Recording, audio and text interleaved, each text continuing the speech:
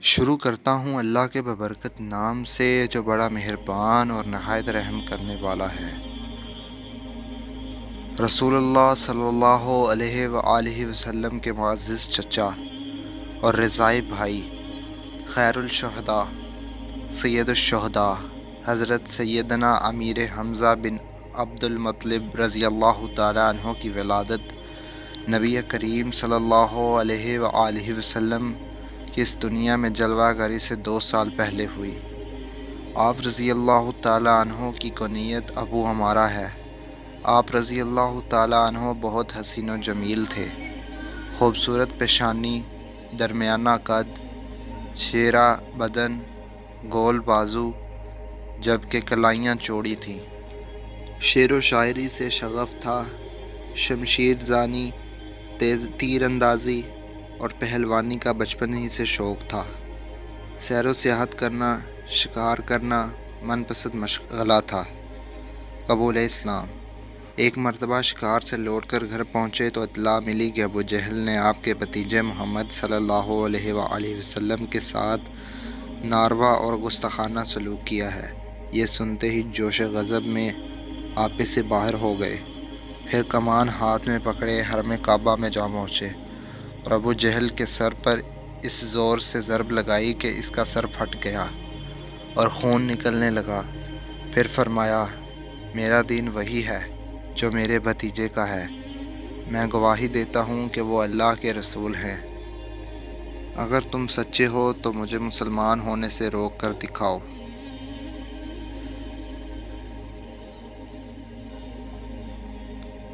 پیارے آقا محمد مصطفیٰ صلی اللہ علیہ وآلہ وسلم آپ رضی اللہ تعالیٰ عنہ سے بے حد محبت کیا کرتے تھے اور فرماتے تھے، حقائق محبت کے اظہار کے انداز جداگانہ ہوتے ہیں۔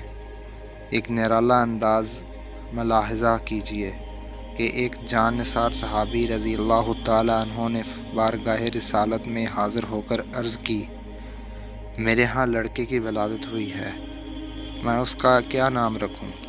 تو رحمت عالم صلی اللہ علیہ وآلہ وسلم نے ارشاد فرمایا، لوگوں، مجھے اپنے چچا حمزہ سے محبت ہے، لہٰذا انہی کے نام پر اپنے بچوں کا نام رکھو۔ ایک مرتبہ آپ رضی اللہ تعالیٰ عنہ نے بارگاہ رسالت میں درخواست کی کہ میں حضرت جبرائیل علیہ السلام کو اصلی صورت میں دیکھنا چاہتا ہوں۔ ارشاد ہوا، آپ دیکھنے کی طاقت نہیں رکھتے۔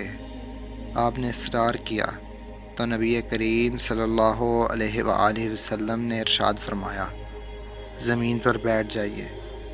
کچھ دیر بعد حضرت جبرائیل امین علیہ السلام حرم کعبہ میں نصب شدہ ایک لکڑی پر اترے تو سرور عالم صلی اللہ علیہ وآلہ وسلم نے ارشاد فرمایا، چچا جان، نگاہ اٹھائیے اور دیکھیے۔ آپ نے جو ہی اپنی نگاہ اٹھائی تو دیکھا کہ حضرت جبرائیل علیہ السلام کے دونوں پاؤں سبز زبرجد کے ہیں۔ بس اتنا ہی دیکھ پائے اور تاب نہ لا کر بے ہوش ہو گئے۔ 8 رمضان المبارک 1 ہجری میں 30 سواروں کی قیادت کرتے ہوئے اسلامی لشکر کا سب سے پہلا علم آپ رضی اللہ تعالیٰ عنہ نے سنبھالا۔ اگرچہ لڑائی کی نوبت نہ آئی، لیکن تاریخ میں اسے سریہ حمزہ کے نام سے جانا جاتا ہے۔ 2 ہجری میں حق و باطل کا پہلا معرکہ میدان بدر میں پیش آیا تو آپ رضی اللہ تعالیٰ عنہ بڑے شوق اور جذبے کے ساتھ شریک ہوئے اور مشرکین کے کئی سرماؤں کو ٹھکانے لگایا۔ آپ رضی اللہ تعالیٰ عنہ اپنے سر پر شتر مرغ کی کلگی سجائے ہوئے تھے، جبکہ دونوں ہاتھوں میں تلواریں تھامے اسلام کے دشمنوں کو جہنم واصل کرتے اور فرماتے جاتے کہ میں اللہ اور اس کے رسول صلی اللہ علیہ وآلہ وسلم کا شیر ہوں۔ شہادت 15 شوال المکرم 3 ہجری غزوہ احد میں آپ رضی اللہ تعالیٰ عنہ نہایت بے جگری سے لڑے اور 31 کفار کو جہنم واصل کر کے شہادت کا تاج اپنے سر پر سجا کر اس دنیا سے رخصت ہو گئے۔ شوال کے 15 تاریخ ہفتے کا دن تھا۔ حضرت حمزہ میدان جنگ میں اپنی شجاعت و بہادری کے جوہر دکھا رہے تھے۔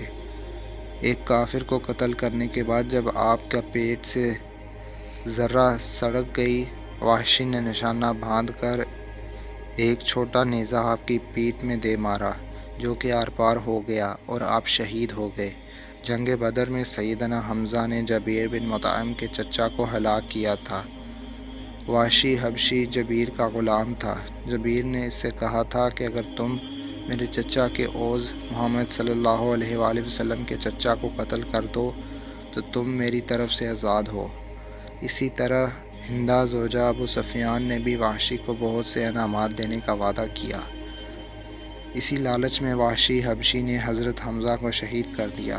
اللہ کی شان، اس نے حبشی وحشی بعد میں اسلام لانے کی توفیق دی۔ حضرت حمزہ کو شہید کرنے کے بعد کافروں نے آپ کا پیٹ چاک کیا اور کلیجہ نکال لیا گیا۔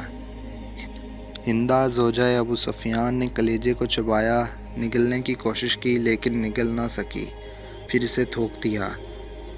کافر عورتوں نے حضرت حمزہ کے اور دیگر شہداء کے کان ناک کاٹ کر انہیں لڑی میں پرو کر ان کے کڑے، بازو بند اور پازیب بنائے اور انہیں پہن کر مکہ میں داخل ہوئیں۔ جب نبی کریم صلی اللہ علیہ وآلہ وسلم نے حضرت حمزہ کے جسم کو دیکھا تو آپ صلی اللہ علیہ وآلہ وسلم رونے لگے۔ آپ کے کٹے ہوئے جسم کو دیکھ کر شدت غم میں آپ صلی اللہ علیہ وآلہ وسلم کی آواز بلند ہو گئی۔ پھر آپ صلی اللہ علیہ وآلہ وسلم نے ارشاد فرمایا، حمزہ سید الشہداء ہیں۔